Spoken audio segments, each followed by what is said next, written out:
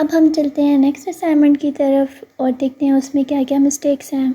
हम यहाँ पे प्लेजरिज्म चेक कर रहे हैं। ये कुछ सेंटेंसेस में इनकी प्लेजरिज्म निकली है। अब हम इन सेंटेंसेस को या तो रिमूव कर देंगे या इनको अपने अल्फाज में रीराइट करेंगे ताकि हमारे पास प्लेजरिज्म ना आए, ठीक है।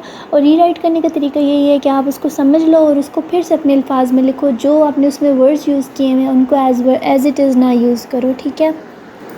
उसके बाद हमने देखना है कि हमारा कीवर्ड कहाँ कहाँ यूज़ हुआ है। तो हमने हमेशा अपने फ़र्स्ट पैराग्राफ के अंदर अपना कीवर्ड ऐड करना है, फ़र्स्ट हेडिंग में और लास्ट हेडिंग में याद से हमने ये चीज़ें ऐड करनी हैं। उसके बाद हमने देखना होता है कि हम लोगों की चीज़ें बिल्कुल ठीक फॉर्मेट पे। अब अगर हम देखें तो यहाँ पर इमेजेस गलत लगी हुई हैं। हमें सबसे पहले इमेजेस को सेट करना है, तो हमने इनको सेंटर में लेकर आना है। यहाँ से हम सेंटर में लेकर आएंगे। कोशिश करें कि टेक्स्ट के दरमियान में इस तरह से इमेजेस ना आए, बल्कि आप लोग उसको प्रॉपर तरीके से लिखें। और इस तरह एंड पे इमेजेस नहीं लानी, बल्कि ब्लॉग के दरमियान में कहीं पे इमेजेस लेकर आनी है। उसके बाद आपने क्या करना है कि इसको इस तरह से ले आना है। अब कंक्लूजन में मुझे लग रहा है कि इंग्लिश अच्छी नहीं लिखी हुई, तो मैं इसको क्या करूँगी, रिसर्च खुद की है, सारा कुछ खुद किया और उसके बाद फिर AIPRM में मैं लेकर गई हूँ और वहाँ पर मैंने इसको कहा है कि री राइट इन सिंपल इंग्लिश और री right the sentence in proper English, ठीक है। इस तरह से मैंने इसको प्रॉम्प्ट दी है, ठीक है, और फिर इसको जनरेट करवाया। इसके बाद हमने इसको अलाइन किया और इसमें जितनी जितनी फॉर्मेटिंग के इश्यूज़ थे वो सब सेट किए हैं। और यहाँ पर पैराग्राफ के बाद स्पेसिंग ऐड किए, जहाँ एक्स्ट्रा स्पेस होगी डिलीट कर देनी है। ये बहुत ही वेल रिटन ब्लॉग था, लेकिन इसमें सबसे इशू आया है प्लेजरिज्म का। तो अब हम इसमें प्लेजरिज्म देखेंगे कि कहाँ कहाँ आई है। जहाँ जहाँ पे इधर प्लेजरिज्म आई है हम उस सेंटेंस को रीराइट करने की कोशिश करेंगे और देखेंगे कि क्या क्या मसला आया है। तो यहाँ पे मैं हाईलाइट कर रही हूँ सबसे पहले, ताकि जो राइटर है उनको पता चल जाए कि किधर किधर प्लेजरिज्म उनकी आ रही है।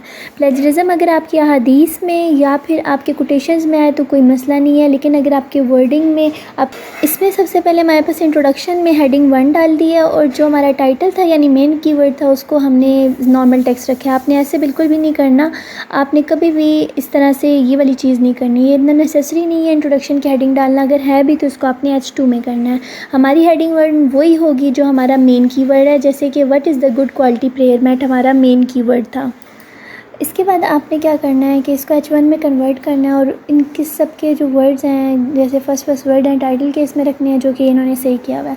उसके बाद हेडिंग के फ़ौरन बाद आपने कोई बुलेट पॉइंट नहीं ऐड करना, कोई हेडिंग या कोई पिक्चर नहीं ऐड करनी, बल्कि एक आध कोई लाइन बीच में ज़रूर ऐड करनी है जिसमें आप बताएं कि आपने किस चीज़ के लिए हेडिंग लिखी है, ठीक है। थोड़ा सा एक्सप्लेन कर दें बजाय उसके आगे जाने के। उसके बाद आपने नेक्स्ट क्या करना है कि जैसे आप ये इन्होंने 2 टाइप्स लिखी हुई हैं, तो इनको बजाय इस तरह के लिखने के एटलीस्ट साथ में बुलेट्स आप ऐड कर दें। अब यहाँ पर आप देख सकते हैं कि यहाँ पे लिखा हुआ है सिल्क सिल्क सिल्क सिल्क। तो आपने सारी चीज़ों में वर्ड्स को उनको रिपीट नहीं करना, बल्कि जैसे silk is more durable, it is comfortable and to the knee. ये सेंटेंसेस में थोड़ा सा मिस्टेक है, इनको आप थोड़ा ग्रामेटिकली भी इनको करेक्ट कर लें। इसके बाद आपने स्पेसिंग का बहुत ध्यान रखना है कि अगर आप कहीं पे कॉलन्स या सेमी कॉलन्स डालें तो स्पेस ऐड कर दिया करें। उसके बाद आपने मेक श्योर करना है कि आपका जो कीवर्ड है, अगेन मैं बता रही हूँ, फर्स्ट हेडिंग में आना चाहिए, फर्स्ट पैराग्राफ में आना चाहिए, लास्ट हेडिंग में आना चाहिए और इन बिटवीन द सेंटेंसेस आना चाहिए। जैसे FAQs के साथ कहीं ना कहीं बीच में आप अपने उसको नेचुरली ऐड करें कीवर्ड को, ठीक है। उसके अलावा आपका कहीं पे भी प्लेजरिज्म का इशू आया, अगर वो सेंटेंस आपको समझ नहीं आ रहा उसको एक दफ़ा समझें, पढ़ें और इसको अपने अल्फाज में रीराइट करें, ठीक है। अगर आपको अपने अल्फाज में रीराइट करना समझ नहीं आ रहा तो आप AIPRM में उसको ऐड करें और उसको कहें कि वो आपको रीराइट करके दे। लेकिन आपने फिर वो as it is copy paste नहीं करना, बल्कि उसको अपने अल्फाज में दोबारा लिखना है। ट्राई करना है कि आप कम से कम प्लेजरिज्म रखें, क्योंकि अगर आपकी प्लेजरिज्म 2% से अबव होती है तो वहाँ पर आपका जो आर्टिकल है वो कंसिडर नहीं किया जाएगा। हाँ, अहादीस और कोटेशंस वगैरह में आपके जो भी प्लेजरिज्म आती है उसका कोई मसला नहीं आता।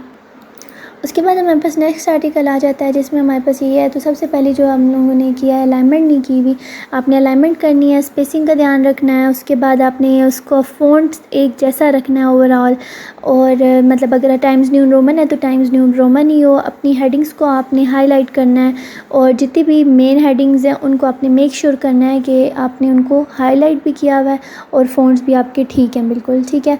उसके अलावा आपने कैपिटलाइजेशन का बहुत ध्यान रखना है, स्पेसिंग का कोई कोई एक्स्ट्रा स्पेस आपको बीच में ऐसे लाइन में नज़र आ रही है तो उसको आपने रिमूव करना है। यहाँ पे देखिए सबसे ज़्यादा मसला ही हेडिंग्स का आ रहा है कि पता ही नहीं चल रहा कि हेडिंग्स कहाँ पर हैं, और आपने कैपिटलाइजेशन में टाइटल के इसमें जाकर अपनी सारी हेडिंग्स सबको चेंज करना है। फिर हम लोग इस तरह से जो पॉइंट्स लिखते हैं उनको भी हम बोल्ड करते हैं, क्योंकि हमने अपने जो मेन पॉइंट्स होते हैं उनको डिफ्रेंशिएट करना होता है बाकियों में, इस वजह से हमने इनको मेन हाईलाइट करना होता है। बजाय इसके कि हम सेम फ़ॉन्ट रखें, हमने जो मेन हमारे होते हैं उनको हाईलाइट करके रखना होता है।